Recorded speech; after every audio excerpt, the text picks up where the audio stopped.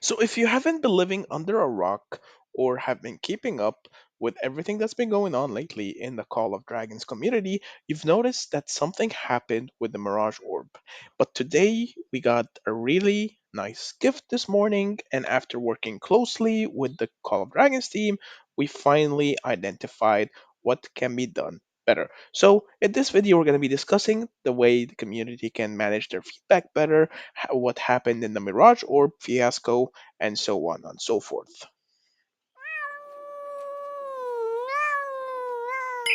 What is up, guys? Meow here, back with a brand new Call of Dragons video. I know, it's been a while since my upload. Blah blah blah blah blah. The usual. Just been busy with work. Plus, I've been a little bit sick, so I couldn't really make any videos. Plus, I kind of lacked some motivation for any interesting topics, for that matter, to make a video. And I don't like making random stuff. I prefer to make stuff that I know will benefit myself. So in turn, I know it will be beneficial in general.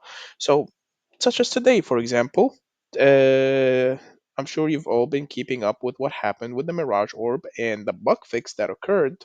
So, I want to just talk about what the actual bug was, because everyone was saying, "Oh, but what's the bug? It was just got self nerfed and everything." So, some pretext. I've been working closely with the developers for the past 2 days, trying to figure out the solution for how we can adjust the Mirage Orb and how we can make it as beneficial as possible for the community and try to bypass the lack of communication errors that happened over the past few days. So, if you didn't know, the Mirage Orb, upon its release, had two major bugs, or rather three major bugs. Number one, it didn't really have a proper range, meaning you could shoot it from everywhere. Number two, it could hit cities. So if you targeted the city with it, it could blow up that city. And number three, its damage factor was not as advertised initially. It was actually doing more damage than what it's supposed to. So people automatically assumed, because it had a 45% buff, and just artifacts in general dealing more damage this season, everyone assumed that that was the normal. So when it got bug fixed, along with some other artifacts got a little adjustments for the damage factors and how the damage factor calculations changed, everyone assumed that every artifact got nerfed, when in reality it was just some bug fixes happening here and there. So, for example, if you notice here, the Mirage Orb was dealing 55k today after the bug fix, but beforehand it was dealing 21k and 35k. So automatically we could see a major difference in how it was doing everything. Let's just try it again one more time during this video to showcase what I'm talking about.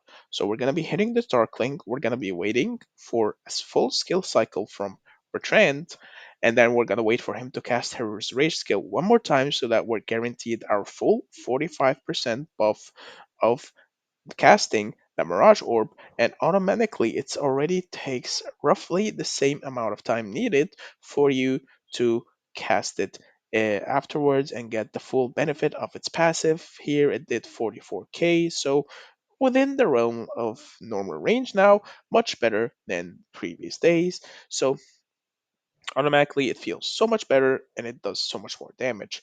However, um, how the community should structure their feedback, I believe, and I think will make life much easier, is that if we use the suggestion channel like we did during the elixir healing situation and properly communicate than having just a raw uproar and just spamming CS or spamming the Discord and all that stuff, that won't really achieve anything. And all we'll do is just make the developers or the community managers shy away from interacting with the community. So having structured and adequate feedback will make life so much easier for both of us, for us the community and the players, and for the developer teams and the farlight side of things, so that they can understand better the problems that occur and the issues that we want to see fixed. So this was just a quick video that I wanted to talk about the Mirage Orb and how it's actually good again and everything. It's back at the top of S tier for one of the best artifacts in general in the game right now. up there with the up there with the Breath of Gigantus, of course, for the legendary artifacts for mages at least.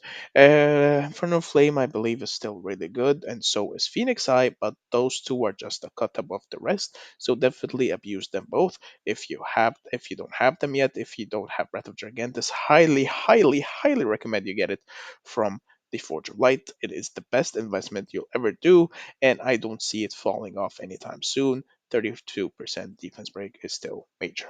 But before I ramble on another topic and go off topic from this video, just wanted to share with you guys that the Mirage Orb has finally been fixed, and you are free to bomb and nuke noobs as much as you'd like back to normal, of course.